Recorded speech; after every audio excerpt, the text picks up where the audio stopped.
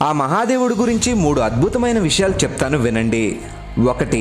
శివుడు తాండవం చేస్తున్నప్పుడు పుట్టిన వేడి వల్ల, కదలికల వల్ల ఈ సమస్త సృష్టి ఏర్పడింది. అందుకే శివుడి నటరాజ రూపం కాస్మిక్ ఎనర్జీకి మూలమని చెబుతూ ఉంటారు. 2. ఆదిదేవుడైన శివుడు మొదట గురు శిష్య పరంపరని ప్రారంభించాడు.